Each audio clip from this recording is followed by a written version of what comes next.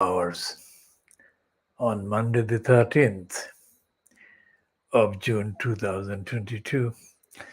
13th of June is dating back to 1963, 13th of June 1963, when the movement defending the community in the East End of London was founded. So there's quite a bit of decades, 6 decades, 7th decade. And the movement defending the community in the East End of London was founded at an address in New Road, London, E1, in the then local borough of Stepney.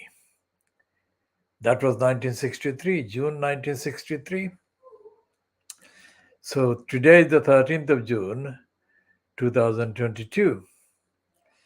And the 13th of June 1963 was the launching of the movement that has now spent 6 decades and into the 7th decade now, defending the community in the East End of London and defending the values of the universal values of the defense campaign from the East End of London, in the East End of London, and from the East End of London, defending the community.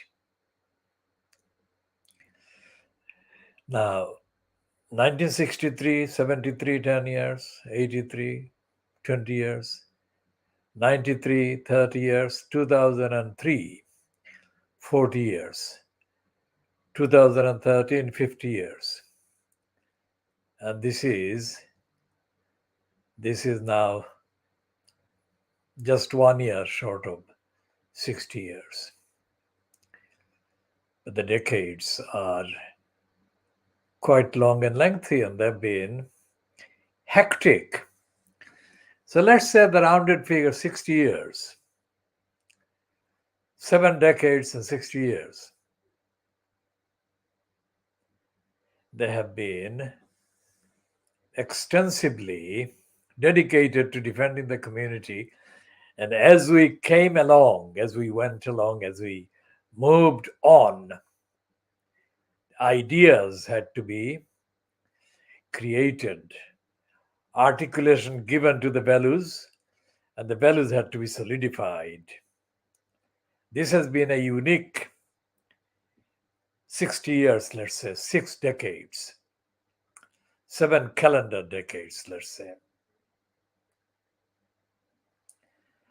And the defense of the community has entailed defending everyone that can be identified as belonging to the community or being entitled to belong to the community. In the week in the UK, this is coming from London in the United Kingdom, in the week that is witnessing the news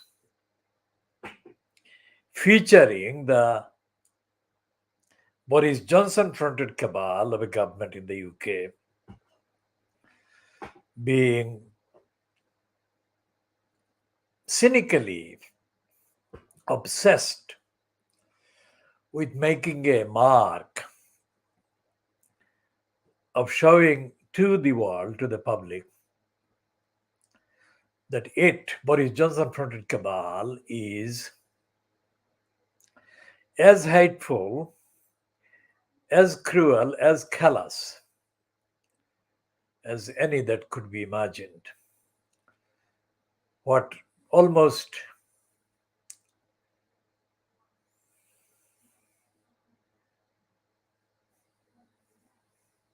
20 years ago, Theresa May, then a councillor in the London Borough of Sutton, Southwest London Borough of Sutton,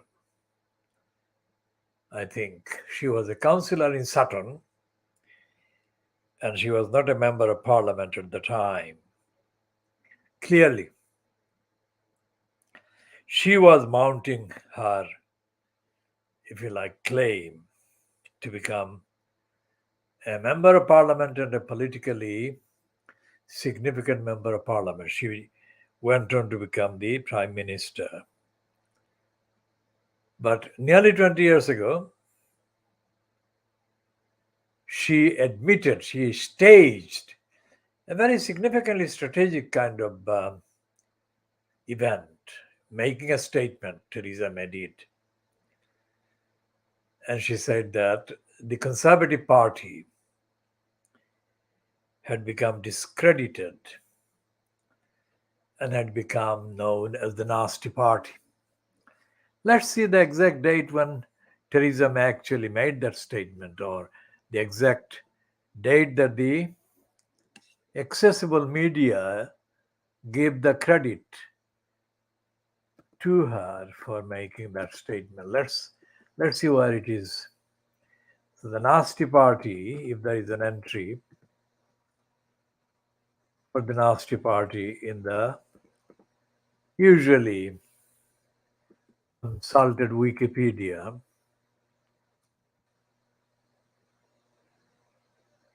but that's the Nasty Party. It says the term Nasty Party was first used by Theresa May, where in October 2002, I think I've got it right, calendar 20 calendar years ago, in October 2002, she described the Conservative Party of the United Kingdom as, there is a lot we need to do in this party of ours. Our base is too narrow, and so occasionally are our sympathies. You know what some people call us? The Nasty Party. That was the Tories are still the Nasty Party, which is a piece in the New Statesman retrieved on the 30th of December, I think, 2011, in the American way of counting. And so that is the one entry. Let's see if there is any other entry. The Guardian online has got this piece, and it says Tuesday, the 8th of October 2002, and it is timed as 2:09 British Standard Time, and it says the Nasty Party warning to Tories. Conservatives still seem seen as too narrow-based, conference told. And it says the Conservative leadership yesterday launched itself into a frenzy of self-reproach as it struggled to shed the image of Britain's Nasty Party, which has sunk into corruption, incestuous feuding, and the electorally disastrous exclusion of women and minorities. Let's read that paragraph once again. That's on the Guardian's website, dated the 8th of October 2002, that is 20 calendar years clearly. The Conservative leadership yesterday launched itself into a frenzy of self-reproach as it struggled to shed the image of Britain's Nasty Party, which has sunk into corruption, incestuous feuding, and the electorally disastrous exclusion of women and minorities. As key activists gathered in Bournemouth for what Ian Duncan Smith regards as his make or break conference as leader, his newly appointed chairwoman, Theresa May, set the tone with a remarkable denunciation of the party's past sins, still unrepented, just plain unattractive. Yes, we have made progress, but let's not kid ourselves. There is a way to go before we can return to government. There is a lot we need to do in the party of ours. Our base is too narrow, and so occasionally are our sympathies. You know what some people call us? The nasty party. Mrs. May told a stunned conference. As a shadow cabinet colleague, Oliver Letwin denounced the party's weird reliance on white male MPs, another measure of the desperation which grips the Tories 16 months after their second crushing election defeat came from a former party research chief.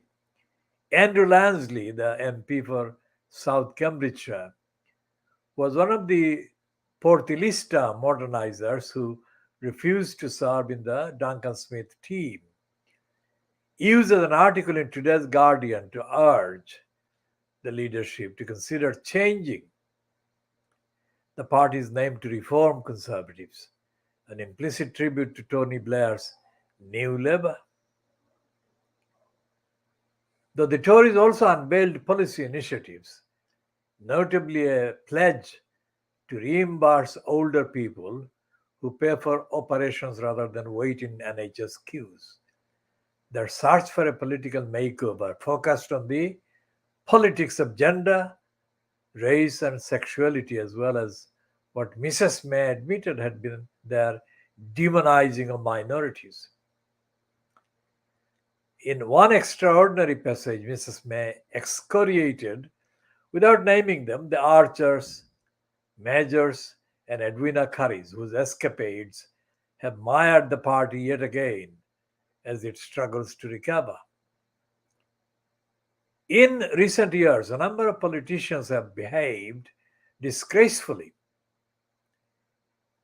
and then compounded their offenses by trying to evade responsibility. We all know who they are. Let's face it, some of them have stood on this platform, she said,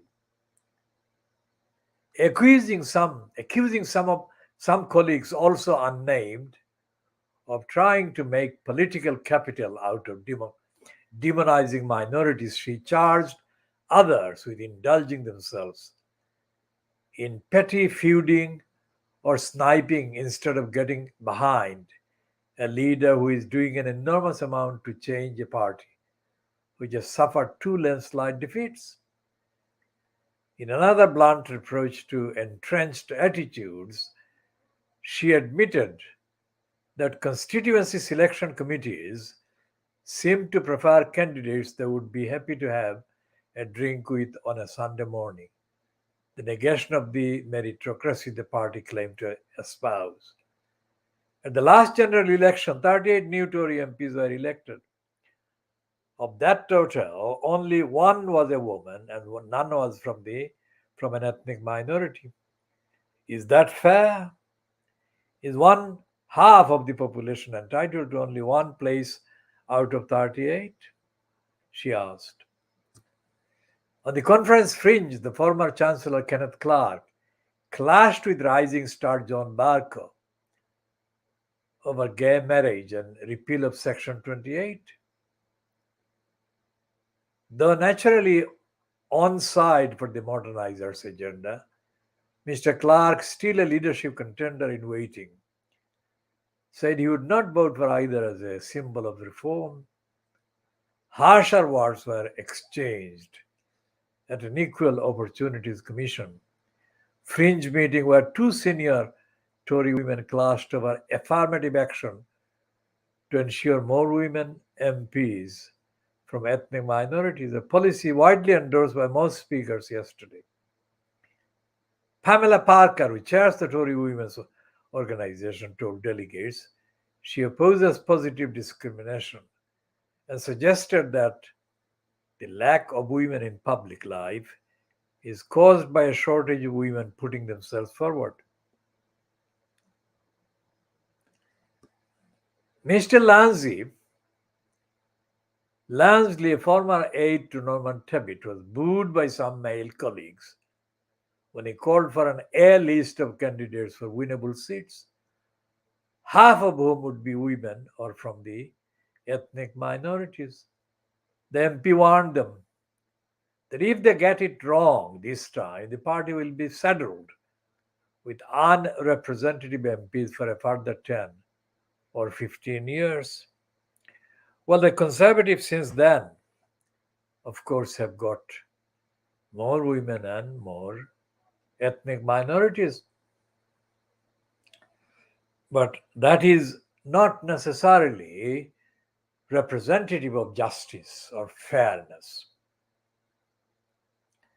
And we are not going to go item by item in the course of this program, just referring to the nasty party and the original kind of publication of the comments by Theresa May. I can see that that particular intervention by Theresa May has had a singularly significant effect on the Conservative Party's composition. Whether others did the same as she did in terms of speaking out cannot be said without looking at all the archives. But my memory suggests that she actually did play the most significant single individual part in pointing out the nastiness and the legacy of the Conservative Party, nasty legacy. So, whatever her legacy as a short term 2-year prime minister, she has actually made a contribution that has not been properly examined in that context, in the context of breaking the mold in terms of accepting and confessing and admitting the nastiness of the Conservative Party. Now, compared to what she said 20 years ago, what is the Conservative Party like now? Because in October 2002, the Conservatives, at the time that Theresa May made that intervention, the Conservative Party were out of power in the UK, and they were going to be out of power for another 8 years until 2010. Since returning to power in 2010, the Conservatives, now 12 years later, have become even nastier. Isn't it ironic? The Conservative Party is nastier in 2022 than it was at the time that the Theresa May remark was published in 2002. And most of the nastiness of the Conservative Party in 2022 can be attached to the leader, Boris Johnson, who is also the incumbent Prime Minister at number 10 Downing Street. He has glorified greed as good. He has glorified racism. He has demonized Muslim women as resembling bank robbers when they wear the burqa. And Boris Johnson, as the depraved symbol of cruelty and depravity in power, has condoned the depraved attack on the most innocent baby angel Geronimo lasting 4 years. And even the Guardian, despite the fact that the Guardian currently, contemporaneously, has got a kind of political sketch writer called John Crace, who is new in many ways because he writes about political personalities in a way that the Guardian has never published before, not in that way. For example, his John Crace's use of the phrase the convict to describe Boris Johnson is absolutely to the point. But the Guardian hasn't published anything like this in the past, and the Guardian currently doesn't even publish anything like this by any other writer. That is my view. Which means that the Guardian has not evaluated the nastiness, the elements, the evidence of the Conservative Party being nasty. Because if it had done, there would be absolutely no doubt, and I have no doubt whatsoever, that a large number of thinking people in this country would openly and more vocally demand the ouster of Boris Johnson and the Conservatives from power in a way that they are not doing, they have not been doing so far as I can see. So the nasty party has become nastier, and the leader of the nastier party, is even nastier than any the Conservatives had before, even nastier than Ian Duncan Smith, even nastier than the leader, not the prime minister, but the leader with a small L, Norman Tebbit. Now, talking about Andrew Lansley, who's been referred to as one of the speakers, one of the sources of dissent against the Ian Duncan Smith leadership and the conservative nastiness in 2002 context, my experience with Andrew Lansley when he became minister, he was Secretary of State at the expense of the NHS, at the expense of the health, is that Andrew Lansley was a liar, shameless liar,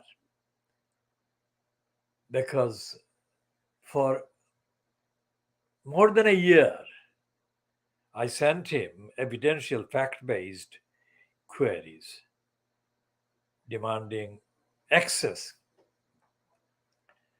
to legally, legitimately kind of available or legitimately sought information from the government archives, government files. And all I got every time was a very efficient operation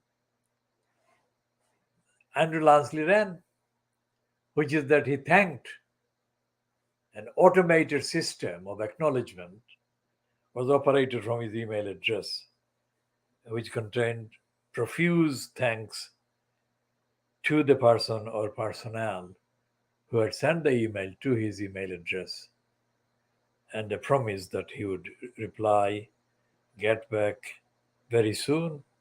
He never did, let alone deliver the information that I was after. So the comparison between the person making a otherwise laudable, morally laudable, almost ethical speech about politics and the reality when they get in power is the most important test. And that test has not been actually applied even to Theresa May. Because Theresa May was found, because when the Conservatives returned to power at the May 2010 election in the UK, Theresa May was appointed Home Secretary by Dave Cameron, who became Prime Minister. And it was Theresa May who was later discovered to have introduced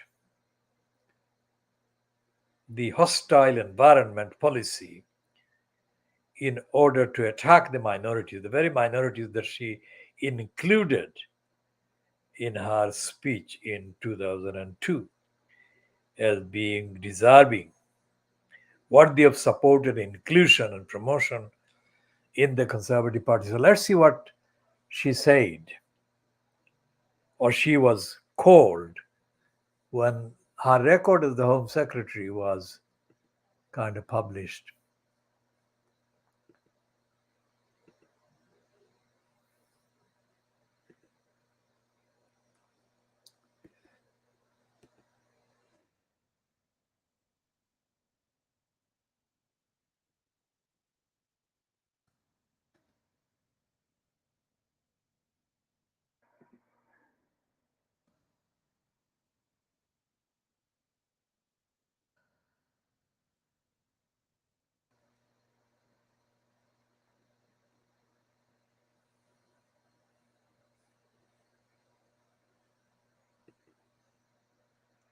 So this is in 2012.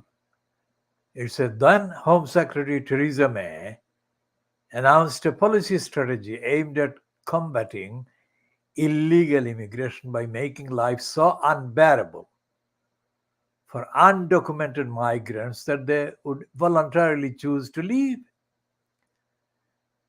In Theresa May's own words, the aim is to create here in Britain a really hostile environment for illegal immigrants. While the concept of hostile environment had first been introduced in 2007 by then New Labour Immigration Minister Liam Byrne, 2012 saw the first systematic implementation of this strategy.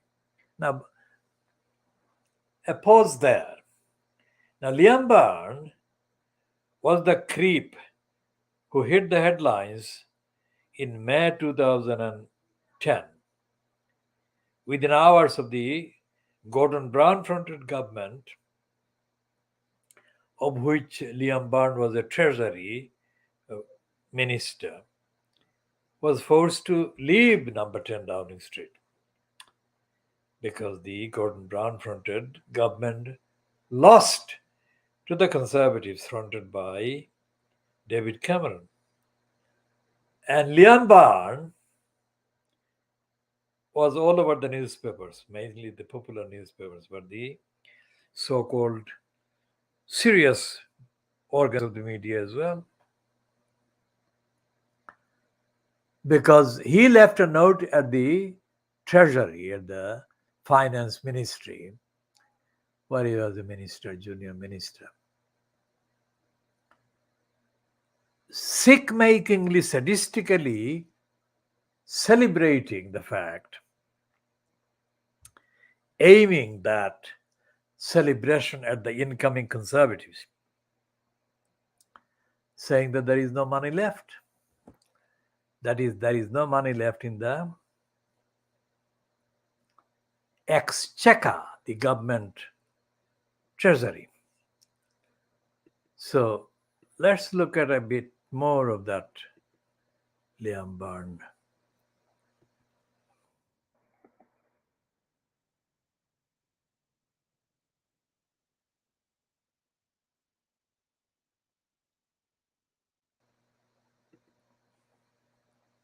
Liam Dominic Byrne, born the 2nd of October 1970, is a British politician serving as the Member of Parliament for Birmingham Hodge Hill since 2004. A member of the Labour Party, he served in Prime Minister Gordon Brown's cabinet from 2008 to 2010.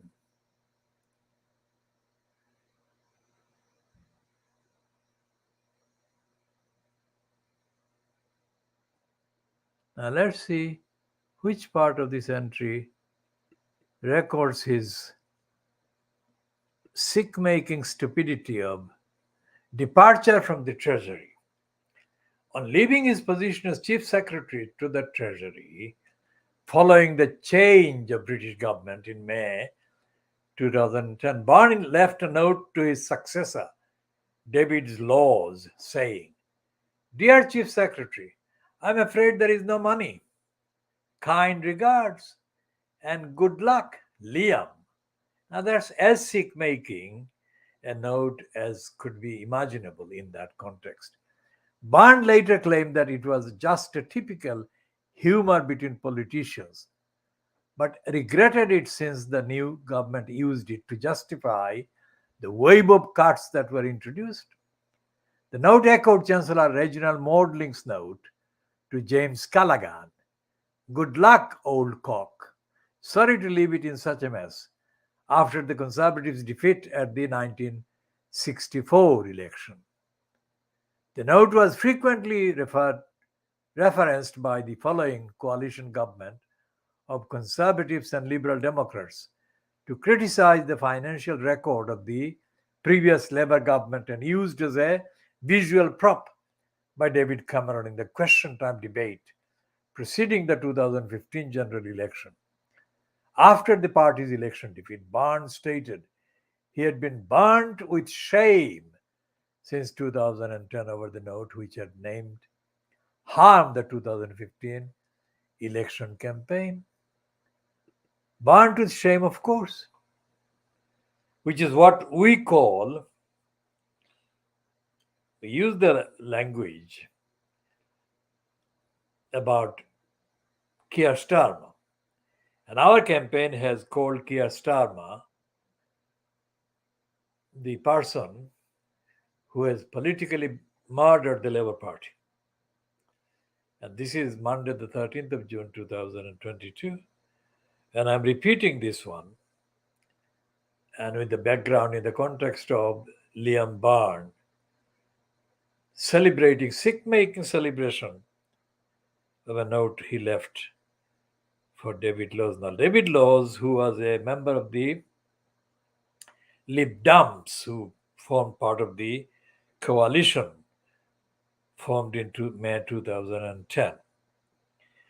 Not long after entering government, David Laws became embroiled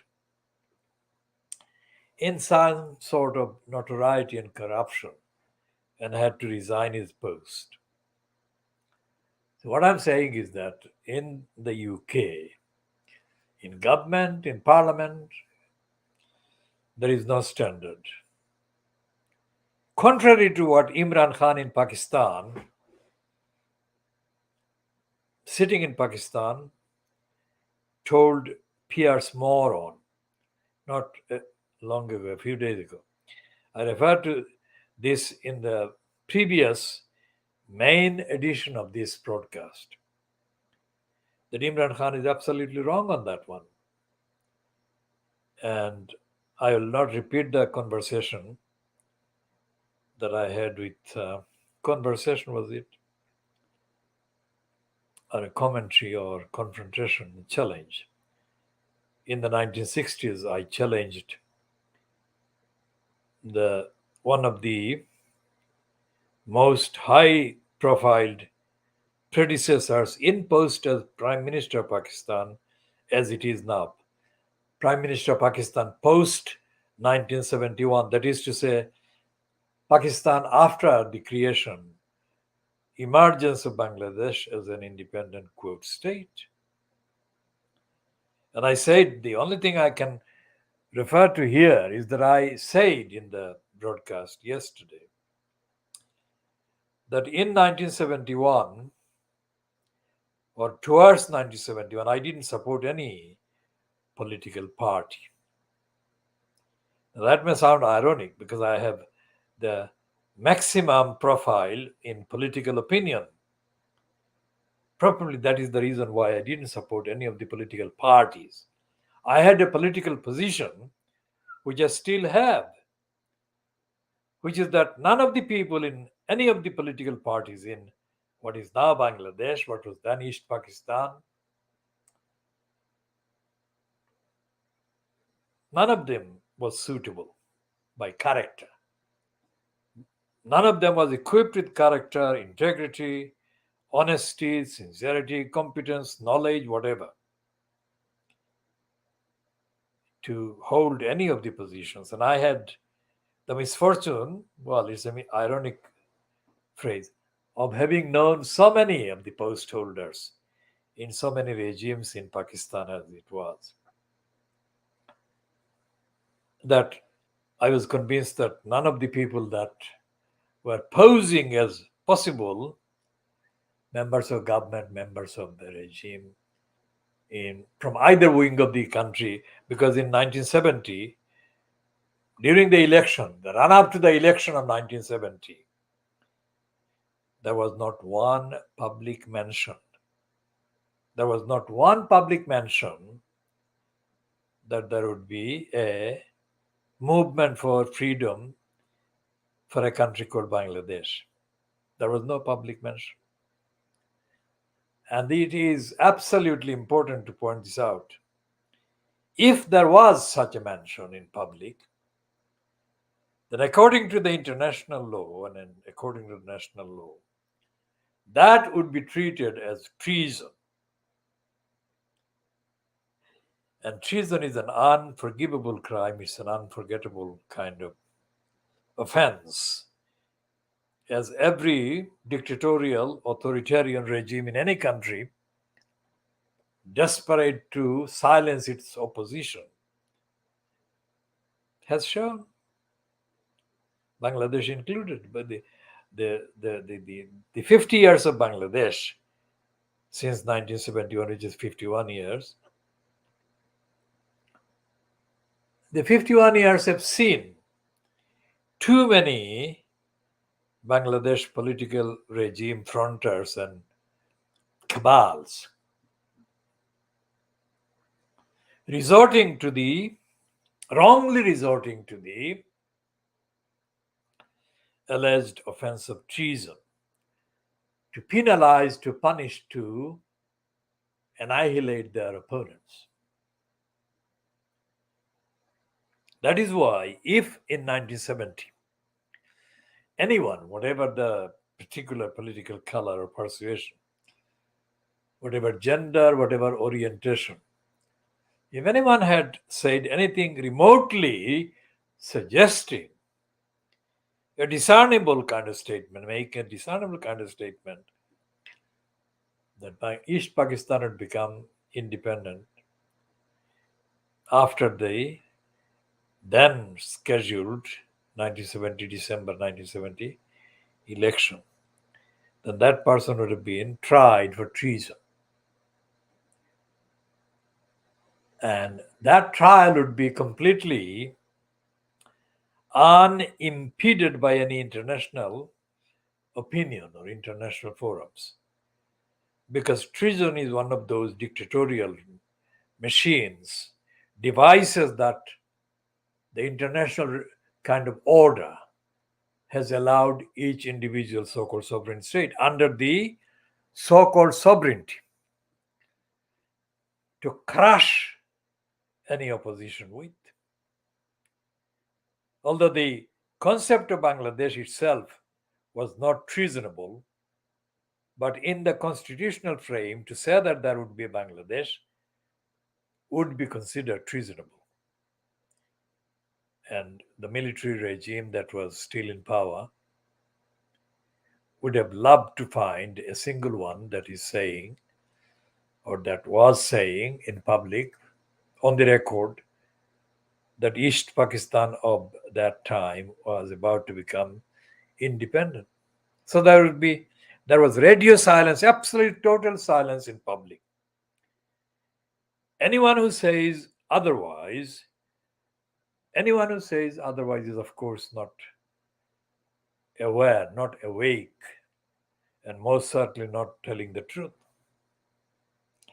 There was no hint, absolutely no hint, that East Pakistan would become independent as Bangladesh.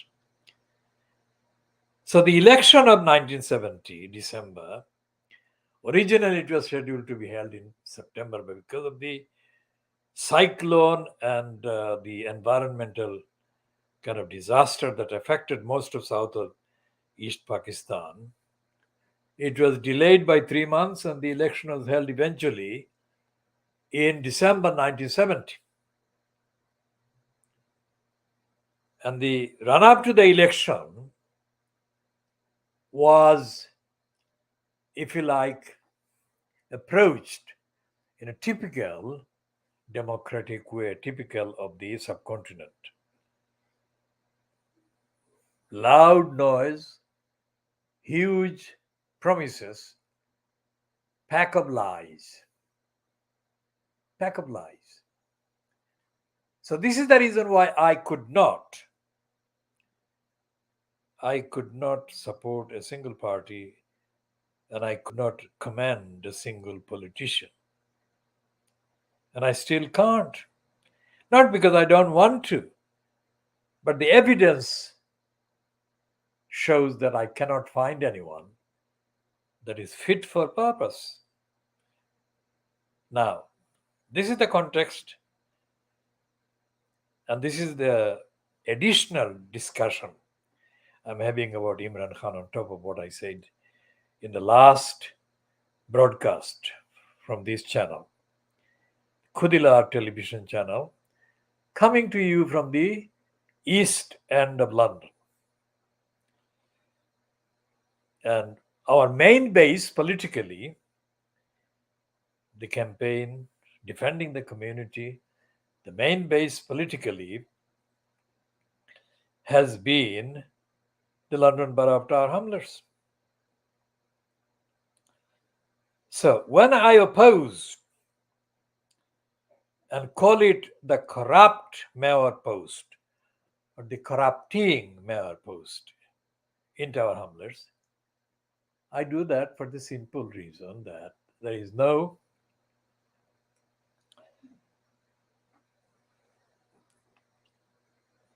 a single one that can seek the post among the available people that are visible, who has the character, who has the integrity, who has the knowledge, who has the commitment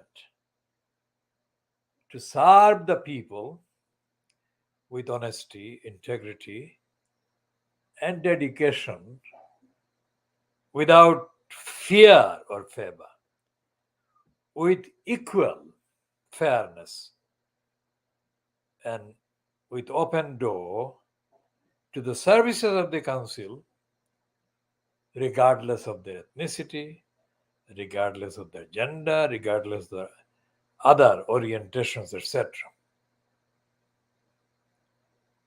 So I become probably the only political activist and thinker contemporary world who has high political opinion but is not convinced there exists any political party or platform that I can commend or follow. Now, in the case of the UK, I joined the Labour Party completely for a different purpose. And the purpose has been to collect evidence as to how corrupt the Labour Party is. I have not been disappointed at all. I have found ample evidence of the corruption A to Z right across the Labour Party. Festering is the word. The Labour Party in Tower Hamlets has been festering in corruption, and the Labour Party across the country and across Greater London, where Tower Hamlets is, has been festering in corruption. This is the truth. So when in 2009 to 2010, attempts began to be made in Tower Hamlets to inflict the corrupt elected mayor post on Tower Hamlets people. And by the time I found out, they had already collected quite a few hundred signatures in support of the so-called referendum that they wanted as a formality. And by the time I found out, I investigated the actual presence among the people in the borough of any significant numbers of opinions, of arguers, opponents to what was going to be absolutely corrupt post and corrupt phenomenon, corrupt event. There was a gathering held at the what is called the Micro Business Center, situated in the Greater Haque Street, which is off the Hanbury Street on the other one side and the Whitechapel Road on the other side. And the Hanbury Street is itself off Brick Lane. So it's in the Brick Lane area. So I attended a meeting the beginning of 2010. And the meeting, as has been usual, was populated by the usual suspects in the Labour Party. By usual suspects, I of course refer to either has-beens or wannabes in the Labour Party to become councillors or a face. And they, of course, spieled. They spilled ignorance. They didn't spiel anything but ignorance. And while they were spieling, they could only do ignorance. They didn't know what constitutionality was, what democracy was, what accountability was, what answerability was, and what was the best thing that the community in Tower Hamlets deserved from the so-called elected council.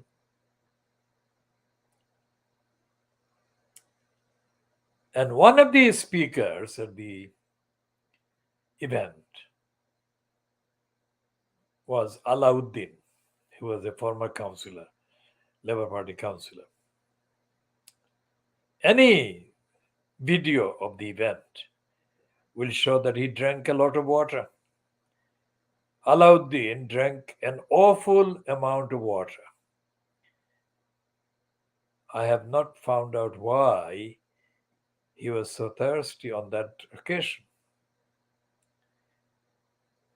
Somebody else said that he had an attack of nerves because, for whatever reason, I don't know. But Alauddin was one of the frequent kind of speakers at that gathering. The others who spoke didn't drink as much water, but they didn't deliver anything either. Now, that was January 2010, and this is June 2022, that is 12 years, 5 months later, 12 and a half years later. And what happened on the 5th of May to this year? I'll say that again. On the 5th of May 2022, there was this election, council election, along with the election to the post of the corrupting post of mayor. Both sets of elections, if you like, in Tower Hamlets, mayor election and the election to the Tower Hamlets Council, numerically have been declared to have been won by Aspire, an outfit that is associated with Luthurama. Now, before going into that, let me talk about Aspire, the ward. One of the many dozens of political, ethical email addresses that I have operated and created over the years was called Aspire Educate. And Aspire Educate, as the email address, was created by me in July 2015.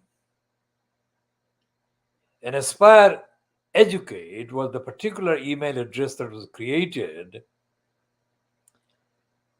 to advocate for the rights of a woman stranded in Bangladesh and let down by the London Borough of Tower Hamlets crooks and criminals.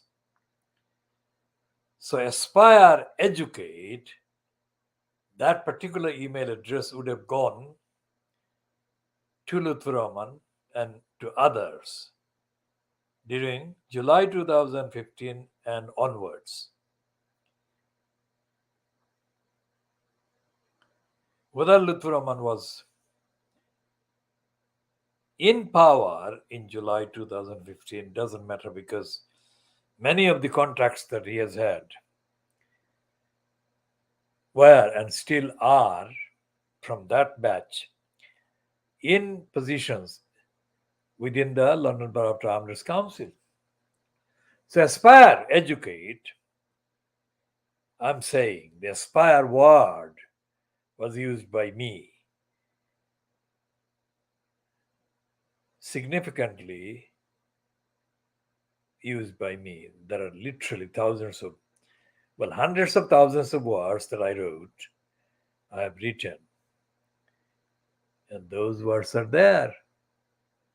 So, to what extent that particular word was, quote, borrowed, I'm not saying stolen, borrowed by Lutfur Rahman is not demonstrable at this time because the origin and the actual naming of the party that he now calls Aspire, the details have not been disclosed or published. Let's see what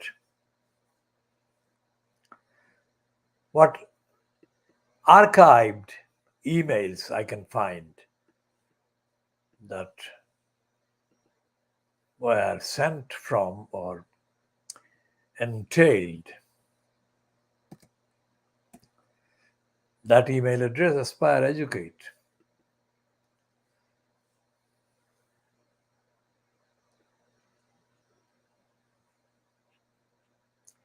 Remember, this is a broadcast coming to you, wherever you are, from the London Borough of Tower Hamlets politically. And this is why we are focusing on the empirical evidence of behavior about and around involving the London Borough of Tower Hamlets Council. And coming here and Aspire Educate,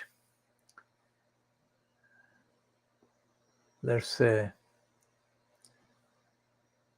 go back as far as possible on this archived reference.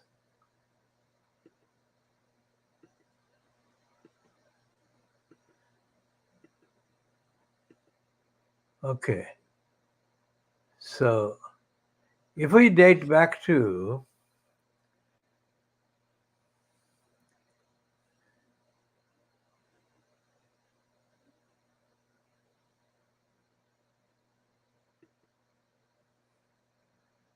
this is the 7th of August 2018. I'll come to that in a minute.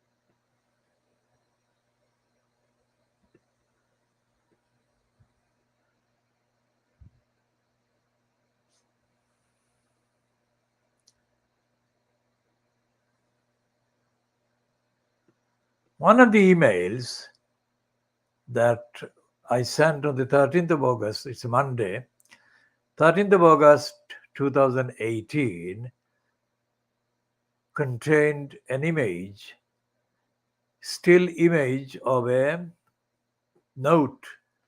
notice in red color, lift out of order.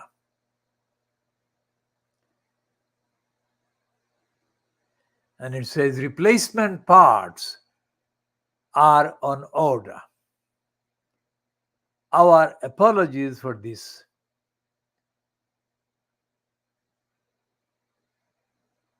And this was on the 1447 hours, Tuesday, 14th of August, 2018.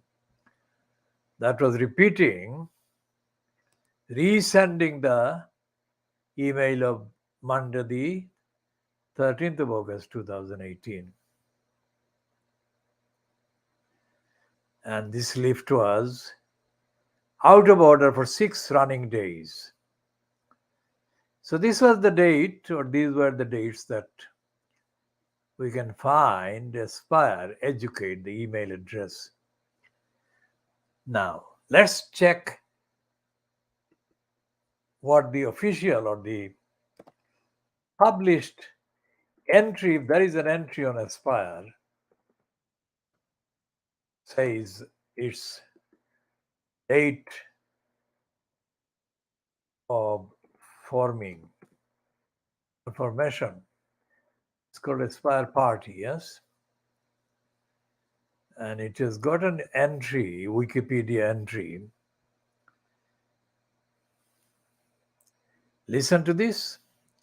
Aspire is a political party in the London Borough of Tower Hamlets, England.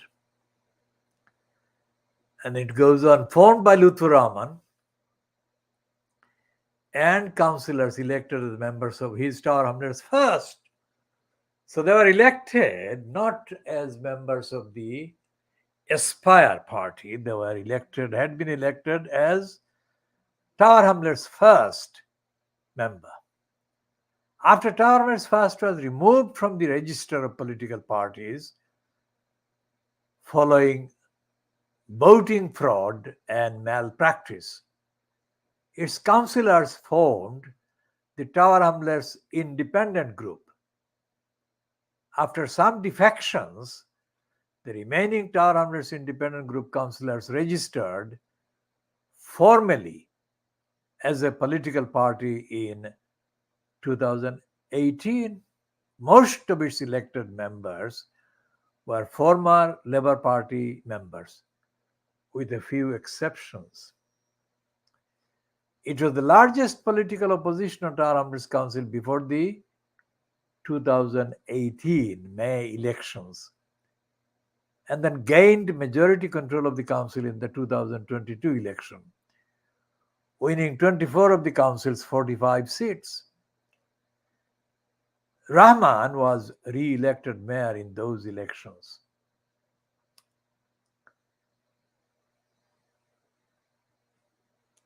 Now, the Aspire party has got as its leader Lutfur Rahman, as its treasurer Jahed Chowdhury, as its nominating officer Lillian Collins.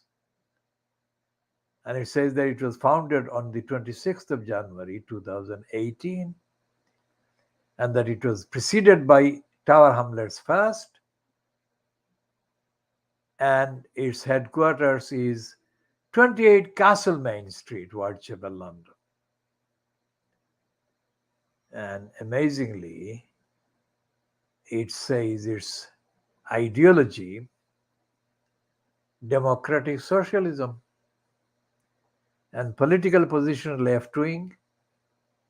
And let's see what the left wing reference is to.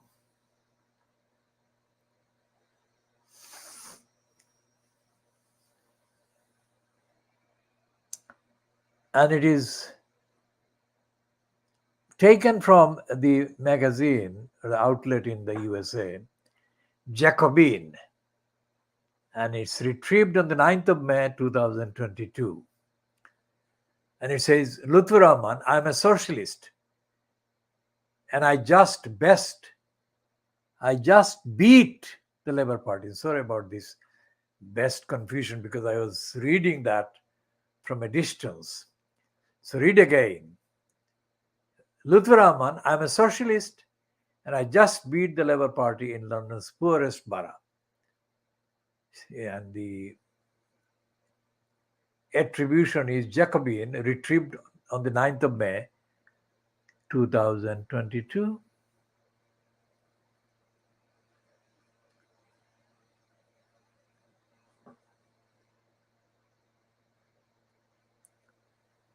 And I'll come to all of that in a minute shortly.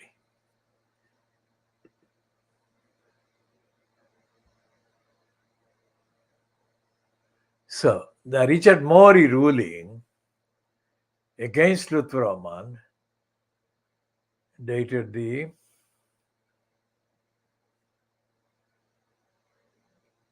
23rd of April 2015, is there included as well. That's where the mention of Andrew Ireland occurs.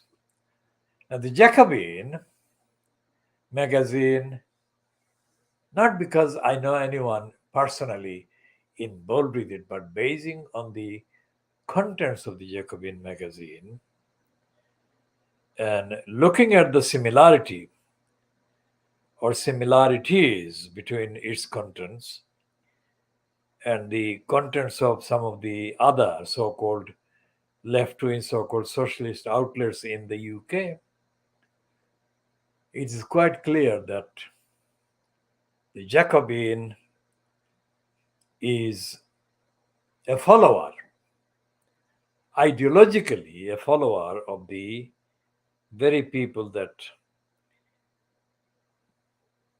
oppose socialism. And that Jacobin itself does not practice socialism. And that Lutfur Rahman was never a socialist. And the address 28 Castlemaine Street is the address of a person who is actually an active member of the kind of cultural groupings that are closer to the Jamaat-e-Islami in Bangladesh than they are to any so-called left-wing party.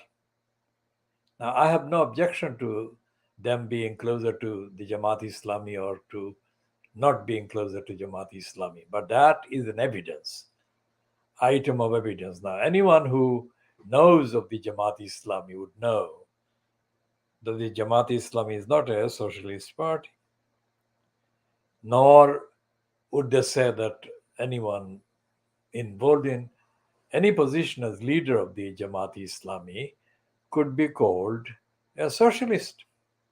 In fact, according to most of the commentators claiming to be socialists and claiming to write about the events of August 1975 that included the massacre of the family of Sheikh Mujibur Rahman, including the murder of Sheikh Mujibur Rahman. They all still accuse the Jamaat-e-Islami of being a right-wing, almost fascistic, anti-socialist movement. And the program that Andrew Gilligan put together and fronted as it was aired under the banner of the Dispatches slot on the 1st of March 2010. That program was headlined or headed Britain's Islamic Republic. It wasn't called Britain's Socialist Republic. And it most certainly wasn't called Democratic Socialist Republic. That program, fronted by Andrew Gilligan, broadcast on the 1st of March 2010 by Channel 4 television station in this country, described the East London Mosque the London Muslim Center, along with the Islamic Forum Europe, all three somehow based at the same building complex in the Whitechapel Road.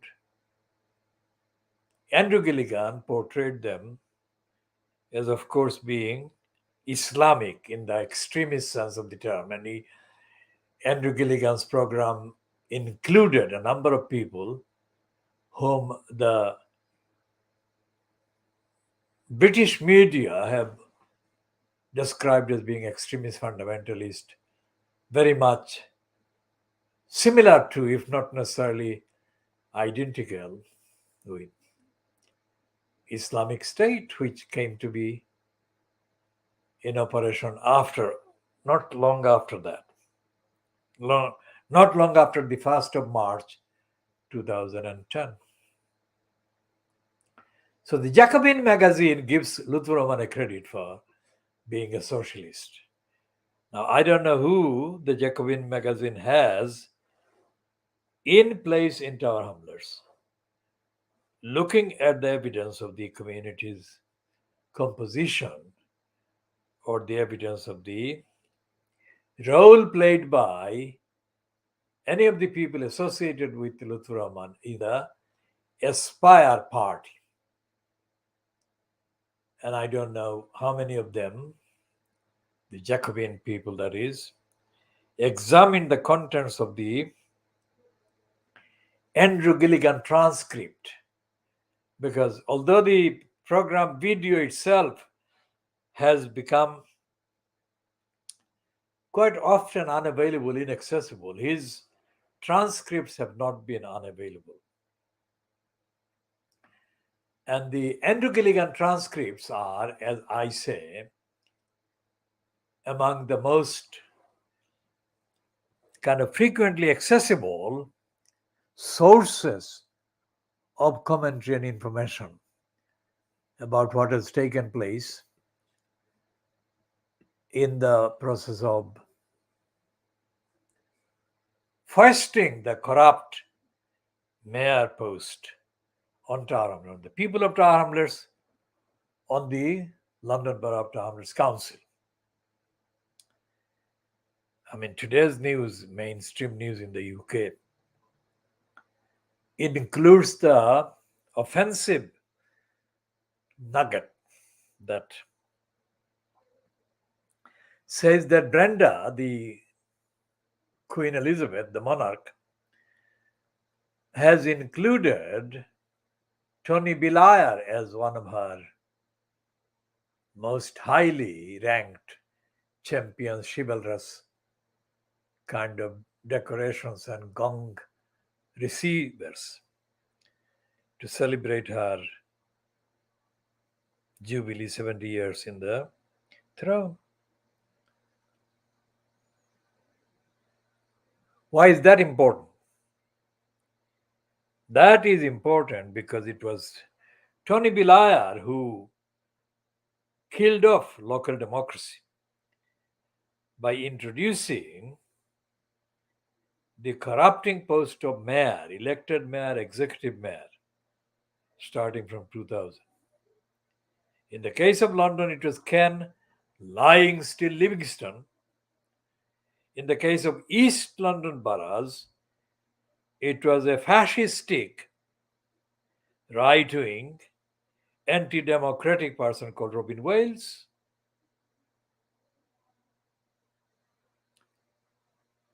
So Tony Blair did that. It's a kind of mixed kind of result of the lobbying that Ken Lying Still Livingston had conducted within the Labour Party, clandestinely and openly, for the best part of 15 years.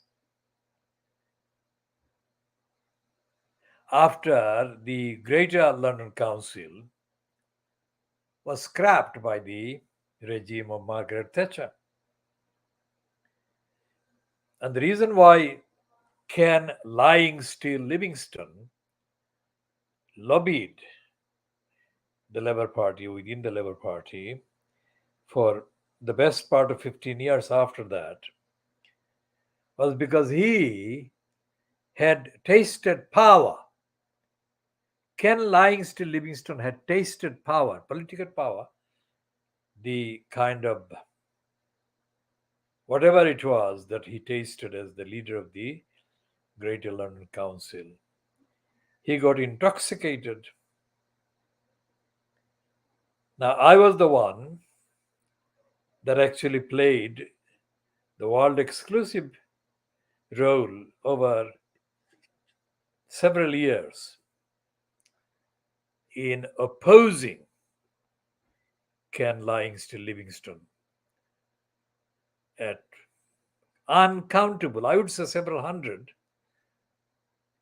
the uncountable events that he staged mainly on the what they called the principal floor of the county hall, which is the ground floor of the county hall, as it then was, London Southeast 1. That was the headquarters of the Greater London Council, and it also housed the Education Committee of the Greater London Council, which was widely known as the Inner London Education Authority.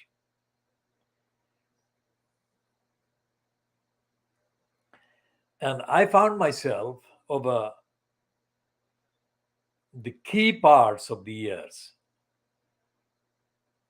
Almost every day I would go to County Hall as part of my duty, my ethical duty, my moral duty, from Tower Hamlets in the East End by public transport, of course. And I would go there by checking the diary events. And my timing or the timing of my arrivals at County Hall would coincide almost always with the holding of the latest, then latest, that day's latest self propaganda publicity event by Ken Livingstone Livingstone, featuring himself at the center of the attention of the media.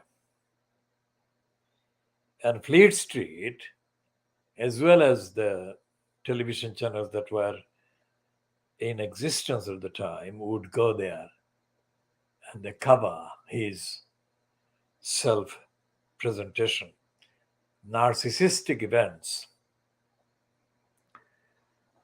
As a independent investigative photojournalist,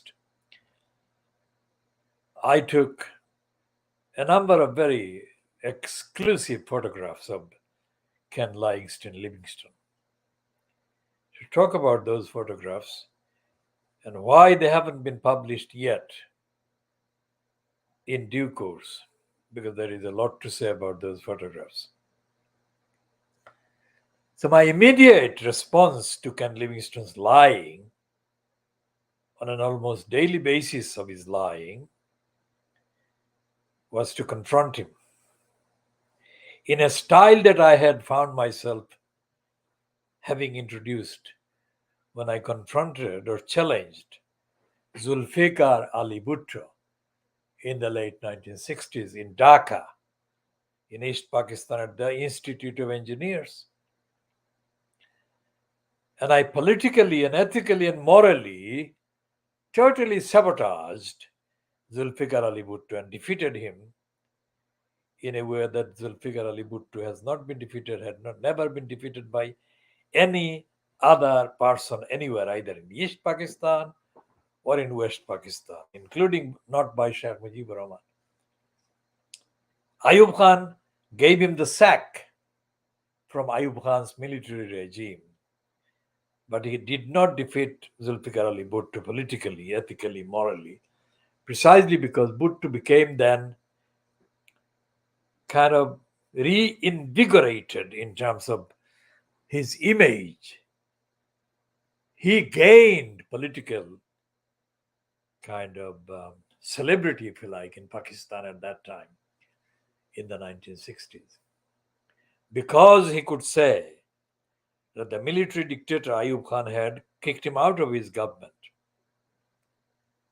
So when I came across Zulfikar Ali Bhutto, or he came across me at the Institute of Engineers, a most unplanned event happened of absolutely monumental consequences, I think, as events have shown. I defeated Bhutto, and so Bhutto was not able to contest, undermine Sheikh Mujibur Rahman. So I acted in effect, not with intention, but in effect I acted as Sheikh Mujibur Rahman's main advocate and spokesperson. None of that my intention, but that is how it turned out to be. Because Bhutto was there in Dhaka to usurp Sheikh Mujibur Rahman's popularity and to challenge him. And I put paid to all of that by sending Bhutto out of the Engineers Institute practically in tears. Now, a boy from Silot, which is where I am from, never would have done that with purpose.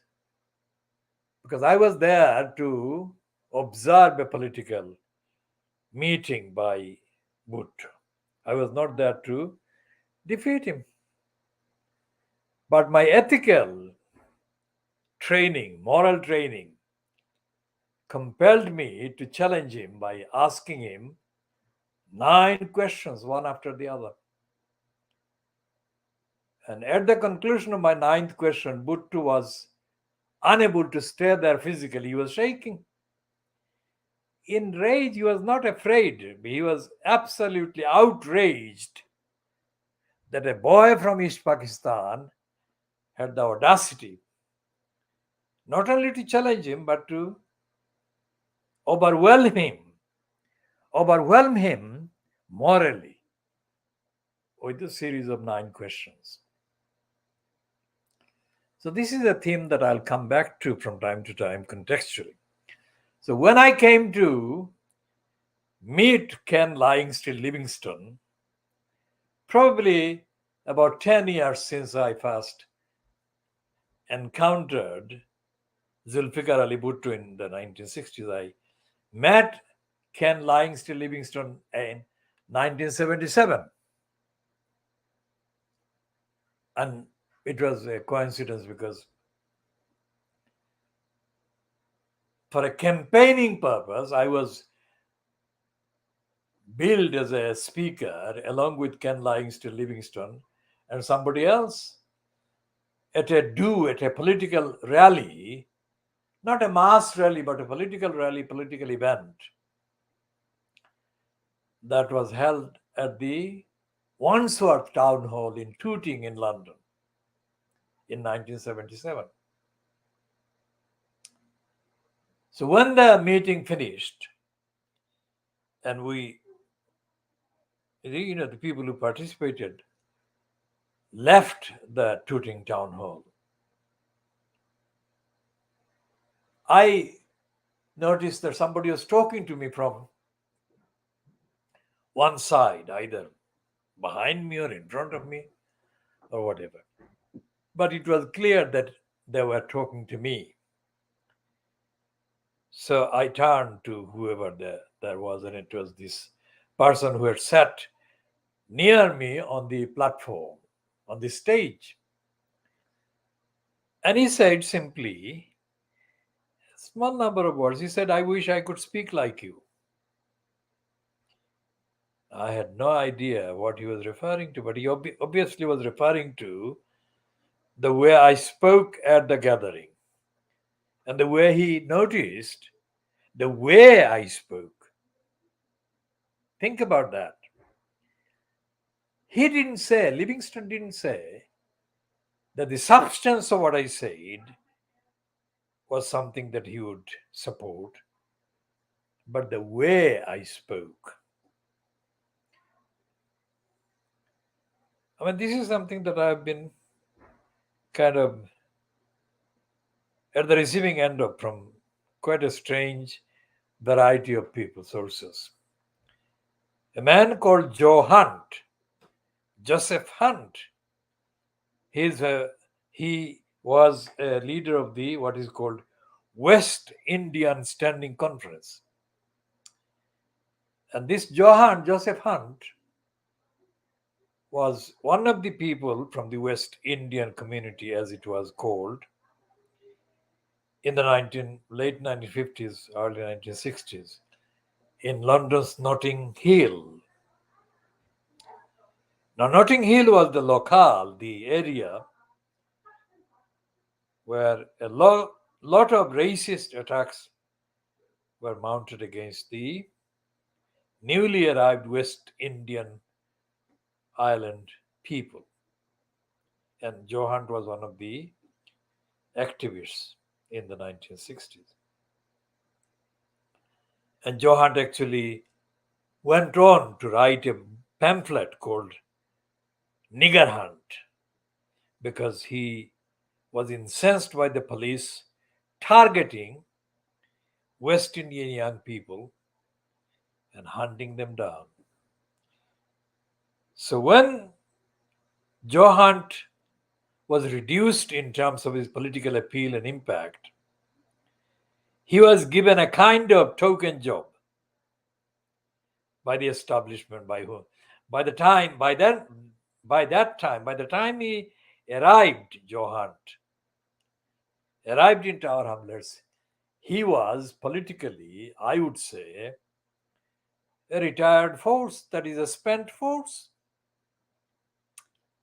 And it became very clear, and I'll cover that from time to time in this particular broadcast.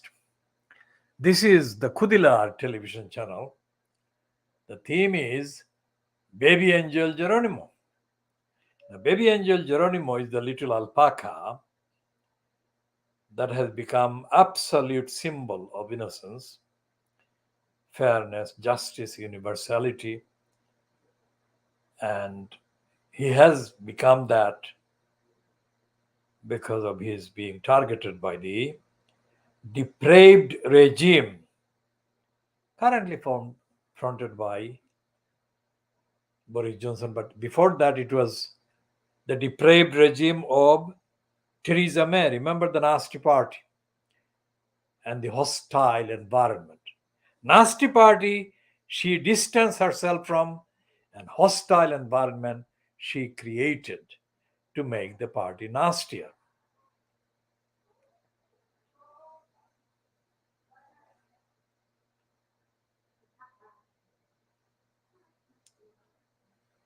So Joe Hunt, by the time he arrived in Tower Hamlets, where he was not associated with the local community because the local demography in Tower Hamlets in the late 1960s, early 70s when he came, was not mainly made up of people from the Caribbean or the African backgrounds.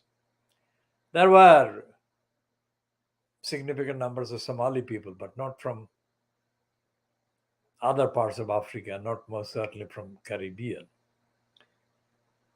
So Joe Hunt, the person who had written the Nigger Hunt,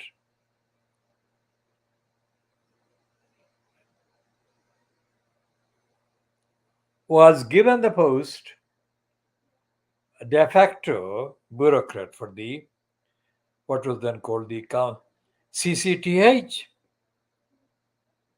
Council of Citizens of Tower Hamlets. Now CCTH was the name of the organization that I am the honorary CEO of, and I have been for the last many years, since today's date. I think since June 2013. And there is an absolutely a world of difference between what Joe Hunt did, the CCTH, and what I'm doing. with the equivalent in terms of general purpose, but not the details. The organization that I am honorary chief executive of is called the Race Equality International's REET. And the one that Johan was the chief bureaucrat of, he was paid, I'm not paid, was called Council of Citizens of Tower Hamlets. The Johan's outfit received the patronage and endorsement of the established kind of outfits, both in Tower Hamlets in the form of the Bishop of Stepney, the Anglican Bishop of Stepney, and also centrally from the various personalities that form the part of the government and the establishment. So when he first met me and he formed an idea about me and he witnessed me at various meetings, Johan said, and it's not something that he would have said if he didn't believe it, because I didn't ask him to say it and I had no need for asking him to say it. So Johan said, "You are an orator." Now, of course, orator is not a unique position, but for somebody like Johan to volunteer that time and again about my public speaking was significant, and I may make no more of this particular reference than that. Going back to Ken Lying Still Livingstone, who I did not call Lying Still in 1977. I began to call Ken Lying Still Livingstone Lying Still after a long interregnum, when I had seen enough of his lying. So I began to call him Ken Lying Still Livingstone only after 2006 or thereabouts, or maybe 2004 and thereabouts. Because Ken Lying Still Livingstone became involved in lying for big business. And he did that in order to promote the big business agenda and the agenda of the City of London to crush the area known as Brick Lane, to physically crush and destroy the area known as Brick Lane, which is where the name Khoodeelaar comes from, and I'll come to that in a second. Now, Ken Lying Still Livingstone had said he wished he could speak like me, and 5 years later, I think, a man called Jeremy Corbyn met me in an almost identical situation in the Alta Valley Park. I think it was 1982. Don't think it was 1981. And there was an event, there was a public event against racism. And among the speakers on the microphone, holding the microphone, not the loud hailer, but there was a long wire at the end of which was a microphone. And I had spoken for maybe 3-4 minutes, not longer than that, I don't think. And the turn came for a man called Jeremy Corbyn to speak after me. As he was picking up the microphone from me in the Alta Valley Park, Jeremy Corbyn said, "I wish I could speak like you." I'm absolutely certain he said the same very form of words. If he didn't, then he said slightly different, but effectively, I am correctly paraphrasing what he said. Now, I made nothing of it. But I noted that and I thought, oh my God, why are these people saying that they wish they could speak like me? What is it that they locate in my speaking or speeches or speech making? What are they kind of craving? And what they were craving, and what I think they're still craving, is the effectiveness of the speech, so that it would elevate them to some level that they had not been able to reach. That is their motivation for saying they wish they could speak like me. But of course, there was the other thing. The other thing was to ingratiate themselves to me or with me. Now, with Ken Langston Livingstone in 1977, there was nobody in Tower Hamlets, because that was, remember, 1977 was a year before the racists murdered Altavali. So in Tower Hamlets, there was no known, discernible, community-based political awareness against racism. So therefore, there was nobody.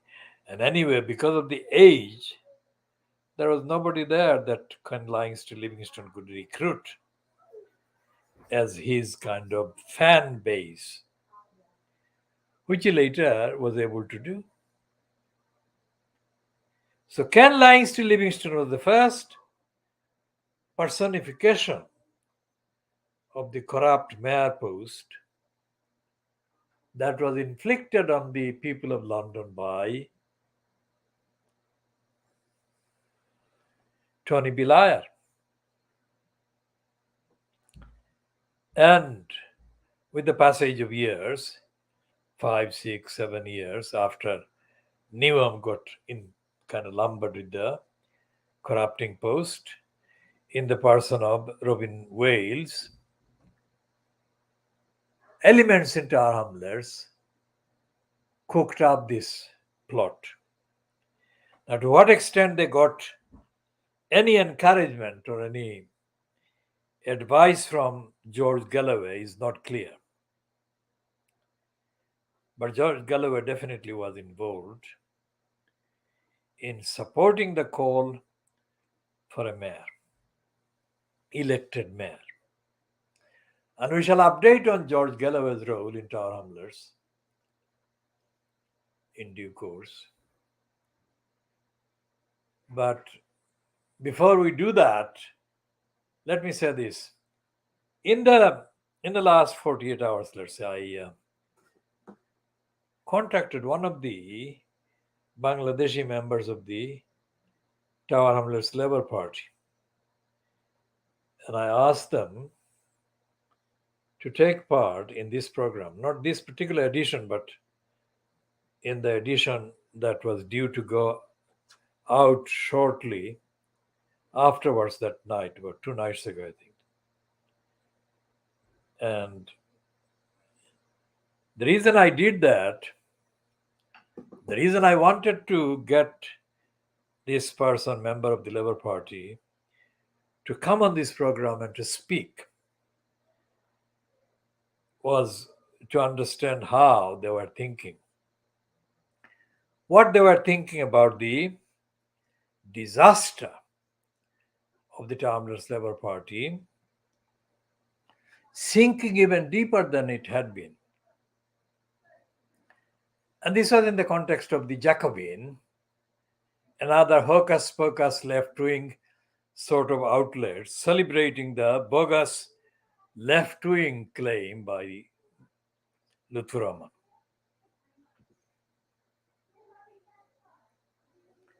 For some reason, this individual found himself unable to answer my calls because I wanted to send him a link to appear.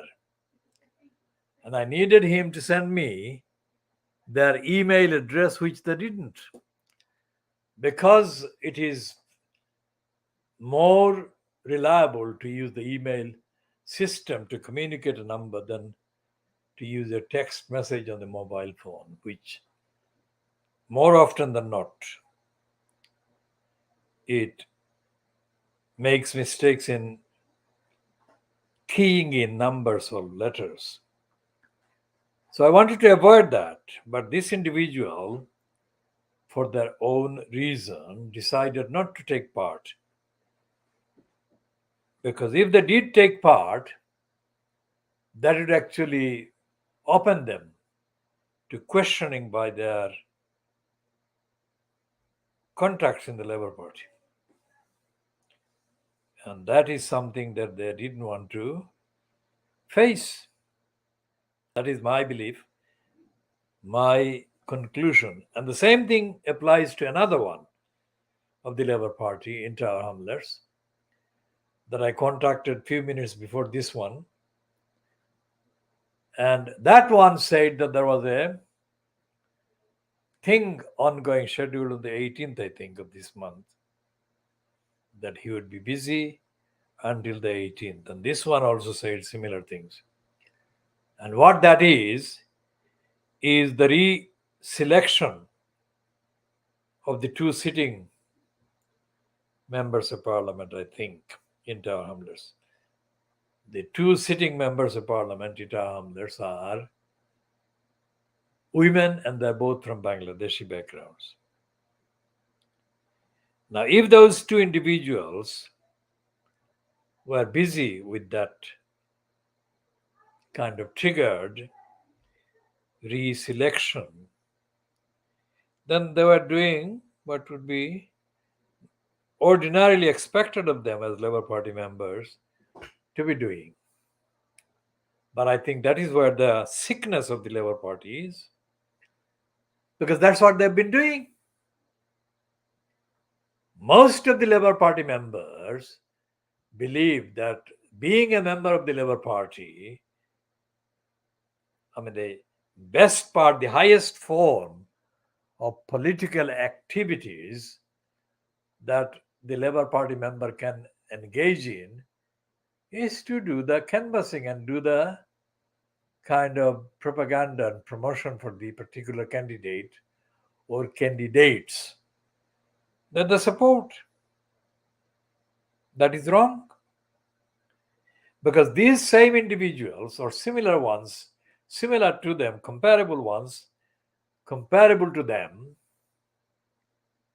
don't do that even when there is no triggered reselection process or contest ongoing. In other words, they don't say that this is not the time that we are busy canvassing or whatever. We can engage in some reviews, some thinking, some analysis, and some soul searching, some reflecting.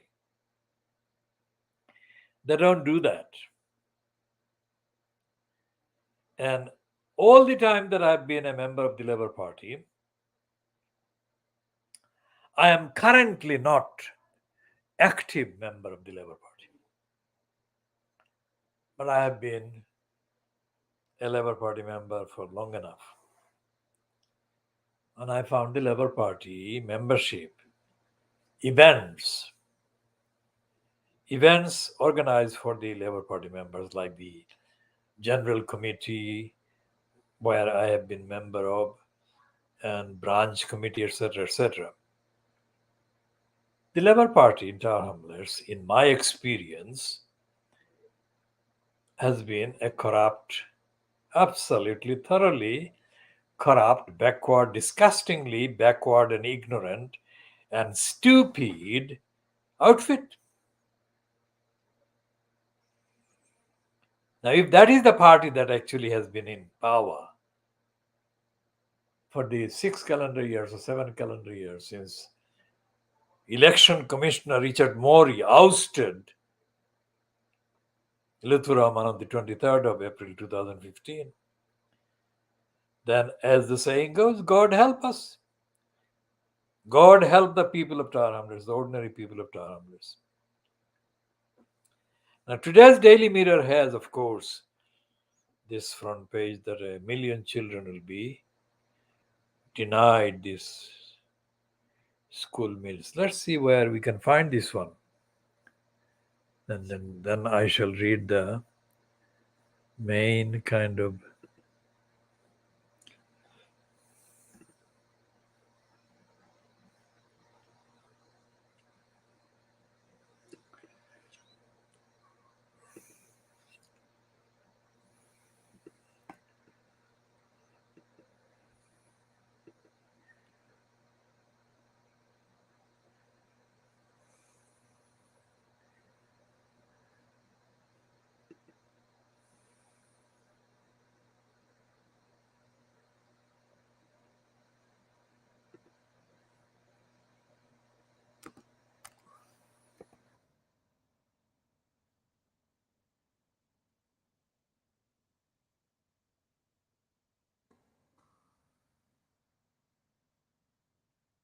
probably in the next few minutes I'll have to end this program because somebody would be wanting to meet me for something completely different. I think somebody would be. If you come back 10 minutes, please. Can you come back in 10 minutes? Now, this is the front page of the Daily Mirror today. 1 million kids to go hungry. And the headline on top of that is Free School Meals Scandal. Now, Johnson rejects plea to extend scheme to all children living in poverty. Now, there is no need for reading the whole piece. Essentially, this is the extent to which the Boris Johnson fronted regime is actually prepared to starve the children. But before that, it is the cause of starving the children. And it's a cycle. And in the last year or so, the young footballer called Marcus Rashford has dominated the tabloid headlines as being the campaigner for children to be given school meals, free school meals. Children in poverty, that is. It's not the Labour Party. So what I'm saying is that Tower Hamlets as a borough, which is one of the most notoriously poverty-stricken boroughs in all of England, has got highly deprived numbers of people. The last thing it needs is a corrupt regime at the council. And we shall be updating on the corruption of the Tower Hamlets Council, corruption of the corrupt post of elected mayor in due course. For time being now, it is 5 minutes after local time, 8 minutes, no, 8:05, that is 5 minutes after 8 p.m. And it's 6 minutes now after 7 p.m. GMT, that is 19:07 GMT, or 19:06 GMT anyway. 19:06 still, it's not 7 minutes yet. So we shall be continuing all these topics. So if you are watching this anywhere in the world, think about this. If you come across a similar program anywhere on any channel, any platform, let us know. But we say that there is no such program being run by any other campaign or organization or network.